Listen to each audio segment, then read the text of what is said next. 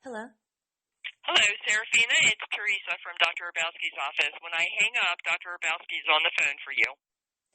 Awesome. Thank you. Okay, hold on, please. Hello? Hi, Hello? Dr. Hrabowski. Hey, Serafina, how are you? Hi, I'm well. How are you? Doing okay, thank you. Ready down. What year are you in school? I'm in my senior year. I'm actually walking in a week. Oh, congratulations to you. What's your major? Thank you. I'm double majoring in anthropology and English, and I minored in gender studies. Very good. Congratulations. I'll look forward to seeing you on the stage. Thank you very much, sir. Thank you for giving me your time for my project today. Okay, go right ahead. I want to start by letting you know I have a recording app going so that I can be sure to quote you accurately. I appreciate that. That's great. And so my interview is about the connection between activism and how the university runs. And I want to start by asking you how your past experiences as an activist and how your experiences with Dr. King inform how you run the university. Okay. You would appreciate my saying, I prefer to say that, first of all, that I was fortunate to learn a great deal from the civil rights movement and from Dr. King and leaders. And perhaps the most important message during that period or lesson for me was the importance of community, of building community among people and working to develop a common vision of what we hope to achieve. And that is exactly the same thing we work to do at UMBC, to have a common vision of creating a climate that empowers students to work, to be the best they can be, to learn, to do research, and quite frankly, to imagine what the future can be for them. So the notion of building community, of setting high expectations, and of creating a collective vision are all themes that one finds, I believe, at UMBC in the same way that I learned them during the civil rights movement. How has UMBC acted as a microcosm for the kind of social change that's happening in the world more broadly? Or how specifically has UMBC led or been affected by the change that's happened in terms of civil rights and women's rights over the past 50 years? Yeah. First of all, we are, in many ways, an experiment in American higher education, since we are the only university founded to admit students of all races. And for 50 years, we have been working to create a climate that encourages people from different racial, ethnic, religious backgrounds with different points of view on many things to learn how to study together and live together and understand each other's points of view. And as a result, we have produced thousands of leaders who are working in communities in this region, in this state, and well beyond, with the goal of justice and fairness for all people. We also work through programs like the Shriver Center to encourage civic engagement, in working with first-time offenders in the Choice Program, to working with schools like Lakeland Elementary, to programs in social work and psychology and pre-law, all focused on helping people from low-income backgrounds and others, children and senior citizens, from children to senior citizens, to give them support. So we are a training ground for large numbers of community leaders. What steps does UMBC take to create a safe environment specifically for women, given how historically academia and specifically the STEM field have been hostile to women, and given the current crisis of sexual assault on college campuses? Right. We have developed a number of structures that are focused on empowering women, from the NSF Advanced program to increase substantially the number of women faculty, to the Center for Women in IT, focused on large numbers of women who become ambassadors to encourage girls and young women to go into those fields, to a number of legal developments on our campus in hiring additional people to give support to women who may have challenges or find themselves with different challenges. and most important, to hiring a number of women who are in senior administrative positions, from vice provost to dean of the grad school to many other positions, designed to set a tone that says that leadership among women is very important at UMBC. Is there any progress that you'd like to see or changes that you'd like to implement in the running of the school to continue to make it safer for women? I think the work that we're doing needs to just be continued. We've gone from 12% women faculty in the STEM areas to now approaching a third, and we'll continue to go on to moving towards a half. We have big grants designed to focus on family balance and giving people support. We have had the first woman dean of engineering at UMBC.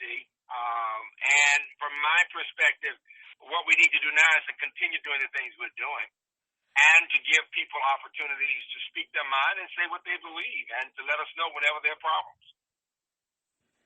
In Chapter 6 of your book, Overcoming the Odds, Raising Academically Successful Young African American Women, you acknowledge how sexual assault can hinder women's education. And I want to ask you how the research that you did for that book impacted your response and your personal reaction to the 2016 federal investigation and the allegations that UMBC has mishandled sexual assault cases. First of all, if you get to our attorney, you'll see that we have not mishandled it. The headline said something about mishandling, but we did not mishandle, and we have been proven to be correct in the approach we've taken in each of those cases. What I would say to you is what the research did was to make me much more people say, and to make sure we were creating an environment where people can speak and tell us whenever there are problems. And from doing a number of focus groups with women of all types, I am confident that people have a channel through which they can work if there is a problem. But if you go back and if you talk to Dave Gleason or to some of the women attorneys on campus, you will find that we did not mishandle any of those cases. That was a dramatization by a media in terms of the headline. If you get into the article, you'll see it was an accusation of mishandling. We were proven to be not mishandling at all. Does it trouble you that after the 2014 allegations that UMBC's investigation left out images of the victim's injuries, and then the victim couldn't obtain an external police investigation based on UMBC's findings? You know, I don't even know the case you're talking about. What I know is that I have a very clear conscience that we worked to do the right thing in each case.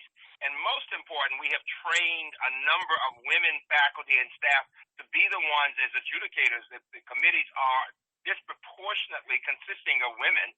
And if you talk to any of those women, they would repeat what I'm saying. We have worked really hard and been successful in being fair to all parties involved. I feel very good about that. But does it trouble you that 80% of the allegations... Excuse me. I cannot be more emphatic in saying that I feel very good about the fact that we worked really hard to be fair to all parties, and I've got a large number of women who were involved in those cases who would say exactly what I'm saying.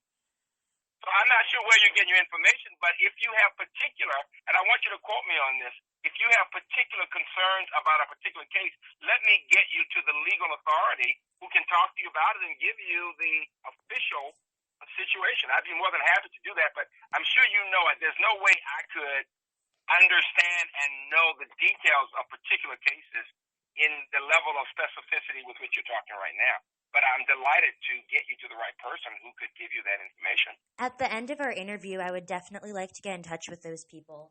But I'd like to hear more about your thoughts on it and your thoughts about if there is room for improvement. 80% of the sexual assault cases, or the reported sexual assaults, on campus from 2010 to 2015 didn't lead to outside police involvement. Does that trouble you? Do you think that there needs to be some change in the infrastructure? Absolutely not. Please quote me saying that. Absolutely not. No. I have looked at those cases broadly. I've had people, women and men, legal authorities, the AG's office, and others, experts in this area, look at the way we've handled things, and we have been complimented for the approach we've taken, the investment we've made in it, and the seriousness with which we take these matters. These are very important situations, very important, and we have handled them well.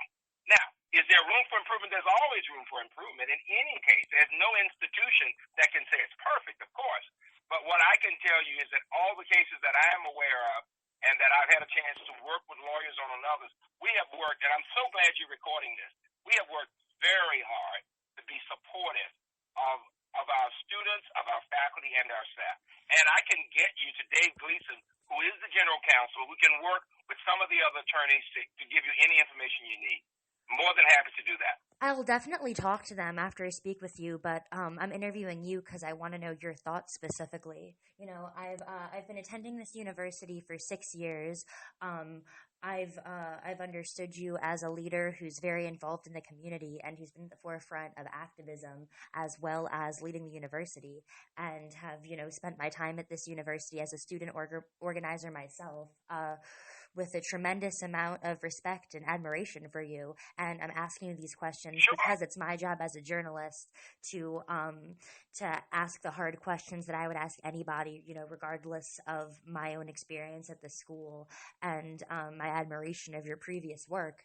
And I want to know what you have to say about this. Honestly, I've been curious about this for years. You know, as a student, not even as a reporter, as a student, I've talked to girls who I'm in classes with who say they've been assaulted, and then that they've been discouraged by university officials from contacting the police or pressing charges, and have then had to sit next to their assailants in classes. I do not know of one case. I'm sorry. We would never discourage somebody from reporting that. And the people I'm going to get you to talk to with particulars, because I want you to give us particular examples. I want the record to show. I would never want a young woman not coming forth if she has a problem. I agree with you completely. No, I've spent my life trying to be as supportive of women and people of color and others in these matters. So I am surprised to hear you say that some university official discouraged a student from coming forth. In fact, what I'm going to ask you to do is to give us the name so we can check. I want to investigate. If you have names of students who have been discouraged from I want to know which administrators have done that, because I am not at all accepting of people discouraging women from saying when they have a problem. We have had a number of cases investigated in great depth. And I want you to get a chance. I really do, because if you're thinking this university is trying to hide something, I want you to get all the details. I'm delighted for you to get all the details. I would love to stay in touch with you as I continue this investigation, and I'd love to see UMBC continue to evolve and be able to respond to these cases in a continuously improving way. Sure. I don't currently have someone who's on the record, but I do have an interview with an RA who's already told me that she knows the people above her routinely discourage victims of sexual assault from contacting the outside police. I'm going to want the name. I need the name of that RA. I want the name of that RA because I want to know the name of the supervisor, because you can put me on record as saying I am very concerned if there is any administrator at this university who discourages a woman from coming forth if she has been harassed or assaulted in any way. We do not accept that. But the only way I can make a difference, Serafina, is if somebody gives me the particular situation. Not enough to go in generalizations. I want the particular names so we can investigate them to the fullest extent of the law. So I'll see if I can get that student to disclose the name of her supervisor. And I'm going to have Dr. Nancy Young. I'm going to have two people call you. I'm going to have Dr. Nancy Young call you because she is the Vice President for Student Affairs, responsible for all those areas. And I'm going to have David Gleason call you, who's the General Counsel, so that you can get more particular answers, because I'd love for you to have it in the record, recorded, or whatever. I am just that strong in my belief that we work really hard to make sure any young woman who is assaulted or harassed has an opportunity to come forth so we can deal with it. And we have been dealing with a lot of those situations over the years, I mean, in a way that is as authentic as possible. I would love to work with you to continue to uncover what's happening here and see what we can do to And the person you're going to Well, no, and because I want you to have a better feeling, because I can tell you have a sense that there's a lot of this, and that has not been my experience, even though I've been working with those cases where that has been a problem. Not just And as I've a seen reporter, how as a student, I have women friends who have cried to me about this. Yeah, what? I'm sorry, say it again. As a student, not even just What'd as you a say? reporter who's done my research, as a student, I've had friends cry to me about this. And why haven't you come forth with their name with them to do something about it? They didn't want to go forward with their name because of the stress, because the person who talked to me about this personally, she graduated already. The only way we can do something about it is if somebody comes forth. They have to come forth, and we will give them support.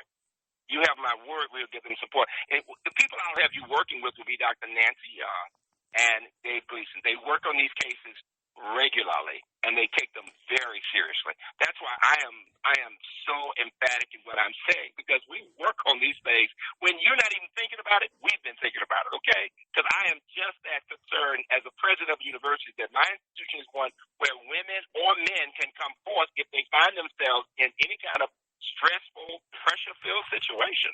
It's not fair to the students or to faculty or staff. And we've got a lot of people who've been trained. I don't know if you know all the professional training we've taken people through so they can investigate these matters. Are you aware of the process we've used to train large numbers of women and men in being the adjudicators in these cases? I know that there are trained officials, but I don't know the details, like how many they are or how extensive their training is. Oh, I want you to get a sense so you can, I think once you see how seriously we've taken this, the funds we put into this, the time we put into this, and the energy that focuses on honestly trying to make sure we're doing the right thing. If anybody who knows me, after being at this university 30 years, they know I work really hard to do the right thing, and my colleagues do too. And is that to say we're perfect? Of course not. But are we trying as hard as we can? We are. And I hope you hear that in my voice. I want the recording to show we take these matters very seriously, very seriously. And I'm going to have Dr. Nancy Young get in contact with you so she can hear what you're saying, and so we can get to the bottom of whoever it is who is uncomfortable, because we want to make them comfortable in coming forth in order to investigate whatever the situation is. So what I've seen in my research mirrors some of what I've heard from other students. In 2016, the student who alleged assault said that the staff, the dorm staff, not the RAs, the people right above them, discouraged her from going to the police because they said that campus police had a lower standard of proof than the off-campus police. But then no, I don't think you need to let's get you to the expert so you can go through details of any particular case, and whatever we can tell you, I assure you they will give you the information. They will give you the written and the expert assessment of each situation. More than happy to connect you. When you get to this level of specificity in the interview, it is appropriate for me to get you to the appropriate people.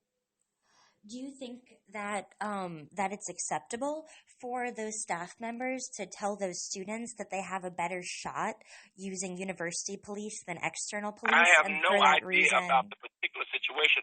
I have given you the most important thing I can tell you, which is that I am not accepting of any situation that puts a young woman in a difficult situation without giving her the respect that she deserves. Now, beyond that, in terms of the level of specificity, I need to get you to the experts who have worked on those cases. Presidents don't work with that level of specificity. I set the broad environment that says we must support young women, and I am emphatic about that support. I can do that. I can say that to you on the record very comfortably, and I'm glad you're recording me. But let me get you to the people, and you can get more specific information. I'm sorry you waited until the last minute like this to talk about an interview, because if you'd gotten to me much sooner, I'd have had you in my office. We could have been sitting face to face. But I was trying to be supportive of you as a student by talking with you now at the last minute between my meetings, if you get what I'm saying. I want to say that to you, though. Next time, I hope you would give me more time than at the last minute, hoping to have this kind of very sensitive discussion by phone. I would be glad to continue to work with you even after I graduate. It won't be with me. It won't be with me when it comes to these issues. I get my experts to talk about it. I set the broad guideline, but I'd be more than happy to get you to people with whom you can work. Are you planning to go to law school, for example? I'm not. I'm planning on becoming an investigative journalist. I have an internship with Oh, Talk good. Media News covering Congress after I graduate for a couple of Oh, months. very good. Congratulations to you. Very much so. The reason I ask is that one of our own graduates from UMBC went to Maryland and just passed the bar, and she is one of the investigators here on campus now. And she'd be a good person for you to talk to also. Definitely. But what I want to know from you. Mm-hmm. And I can get you to those experts so they can work with you on this. You wouldn't be working with me on these kinds of things, but I will get you to the right experts to make sure you get any information so that we can find out. I mean, you hear me saying it, and I've said it now several times because it's so important. If there's any person who has felt that they couldn't come forth or has been told by an administrator they shouldn't come forth, I really want to know because we investigate those things, and that is absolutely unacceptable. So if it comes out that it isn't just this one case, or even if it is just this one case, that you have staff telling students they shouldn't go to external police because they have a better chance with university police, then those students don't press charges. Do you think that that's a misstep in the process? You're talking in some kind of hypothetical situation. I need to get you to my experts. I've given you my. Well, this is something that's happened. We don't know how often it happens, but we know that it's happened. And but you're missing the point. You're missing the point from me. I'm not being clear. Let me put it that way. I'm saying to you that when you get to the level of specificity of the questions you're asking, this is when I get you to my experts to see what is the situation, what is the context, and how have we handled the situation. That's what needs to happen now. Very important. Well, I get gave you to the those information, experts. And I will have them to call you. I will have them, but you will not. I had no idea. Excuse me. Let us be civil to each other. I mean, what I'm saying is I had no idea you were planning to get to this level of specificity about this. I wish you had given me more details in your questioning of me in the beginning. I would have said to you who the appropriate people are with whom you need to talk about certain matters. I'd still love to get in touch with them. Because the president doesn't get into this level of specificity. I'd still like to get in touch with them. I'm sorry, say it again. It's not too late for me to get in touch with those people. No, I'm going to have them to get in contact with you tomorrow. I'm more than happy to do that. I will have both the general counsel and Nancy Young, the vice president, get in contact with you tomorrow so that you can have a time. And I think so that you can talk with each. I would hope if I can arrange for them to let it happen if they're on campus tomorrow or the first of next week. Definitely. More than happy to do that. Yeah, more than happy to do that. But I have to ask you, Dr. Hrabowski, why did you choose to not make any public statements about this when it happened, about the investigation, about the hazing, about the students on the basketball team? You must not have been reading. Excuse me. You really must not have read all the letters I have written about all these kinds of matters. No, we have written as a university, and I have written talking about discrimination on many levels.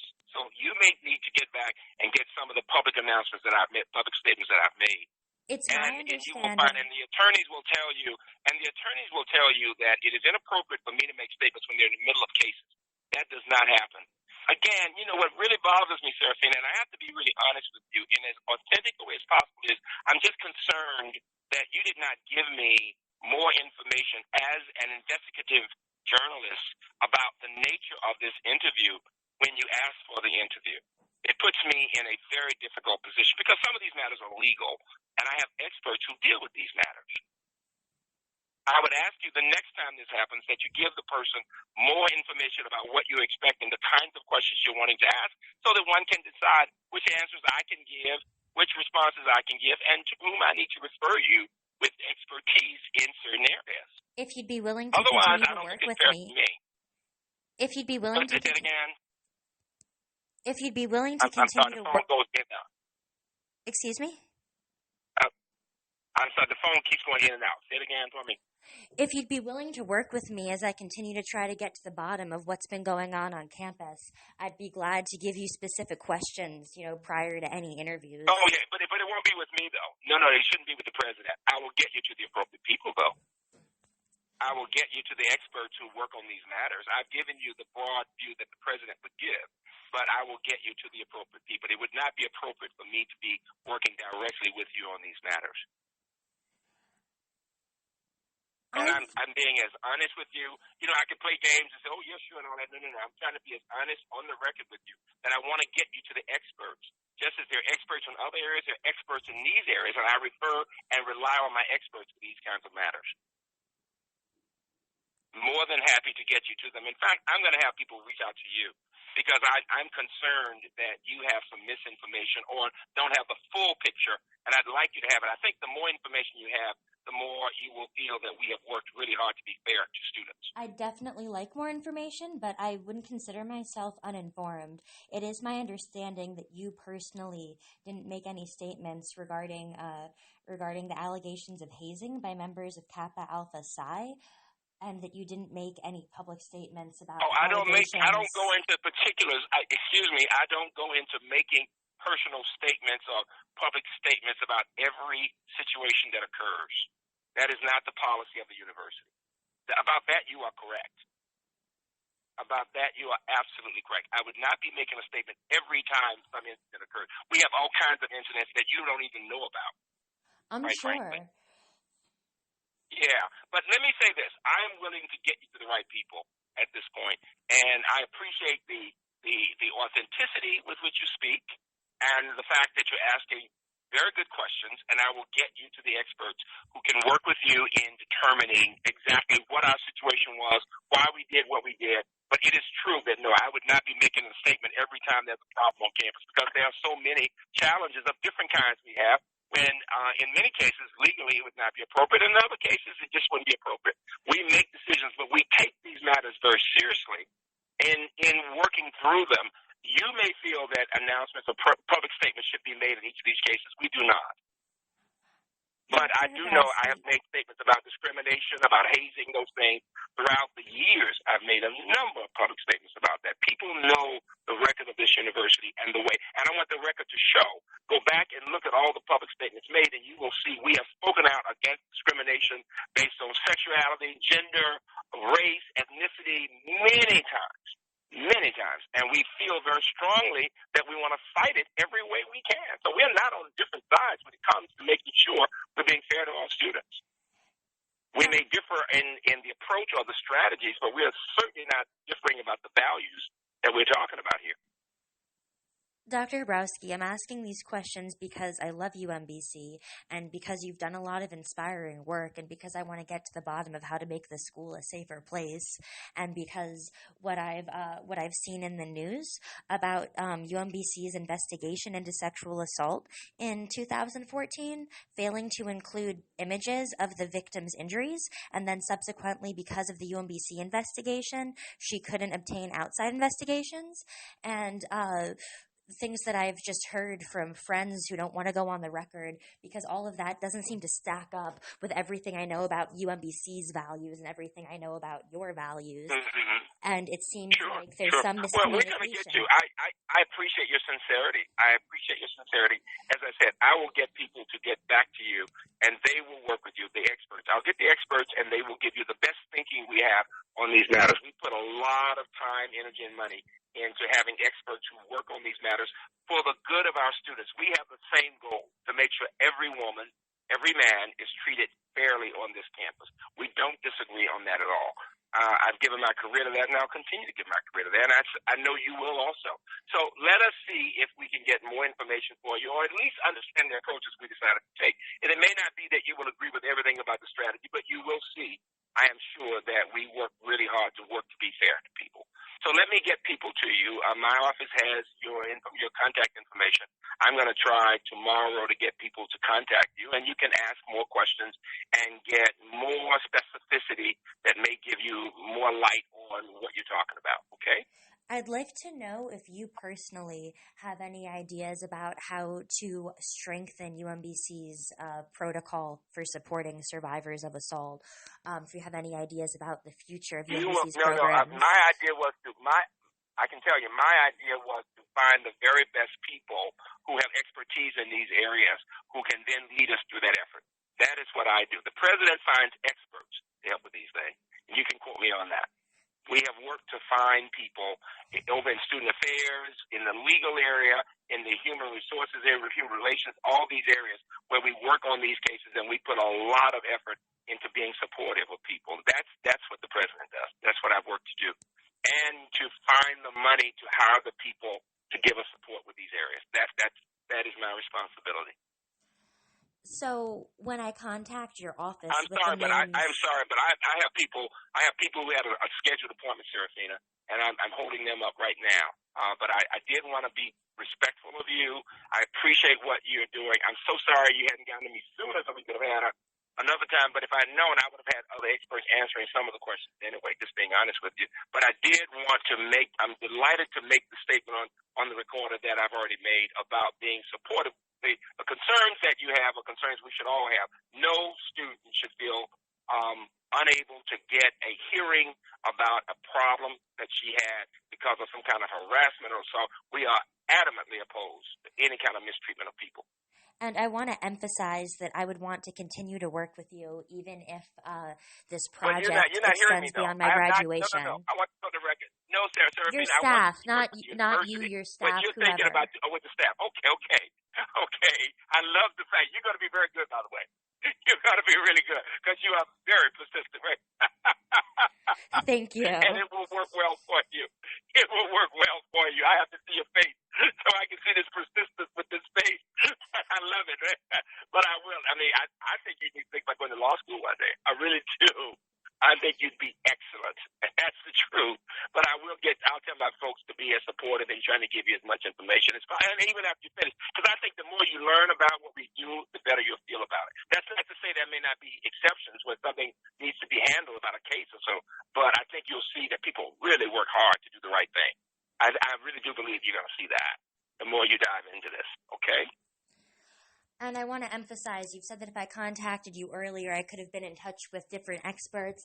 I would still like to get in touch with those people. And if there's some way that I can be of assistance in uncovering what's going on in the university, even if it extends beyond when I walk next week, I would love to be involved and do that work. You know, and there are certain assumptions that you in English made. There are certain assumptions in what you think about uncovering. You know, I mean, I would rather say to discover rather than uncovering. Uncovering suggests that there's a lot of stuff going on that we don't know about. Now, maybe that's the case, but I'd rather talk about discovering whatever is the case, and if you got some situations. And I appreciate that. I'm going to get people to you in the next, if not tomorrow or by Monday. You'll hear from one or two people who are experts who can continue to answer your questions, and even after that, so you can have an opportunity to know all the things we are doing and get a sense of the process we go through and how we work to help a lot of people who are having different kinds of challenges. I think the more you learn about what we're doing, at least the more you'll see we're working hard at it. You may not agree with everything, but you will see we take these matters very seriously. That's the last thing I want to say to you is we do take these matters very seriously, and I respect the fact that you're trying to seek the truth. I certainly do. Thank you. Okay, and I wish you the best. You're going to be really good in Washington, by the way. You really will. You'll be quite good. Listen, take care, and thanks for calling me, sir. Thank you very much, you sir. Hear from, if you don't hear from somebody by tomorrow late afternoon, call my office and say you're still waiting to hear. Okay, I'm going to try to get to you sometime tomorrow. Okay. Thank you. All right, you're very impressive. Take care now. Have a good day, Okay. Dr. Hrabowski. Bye bye, Seraphine. Bye bye.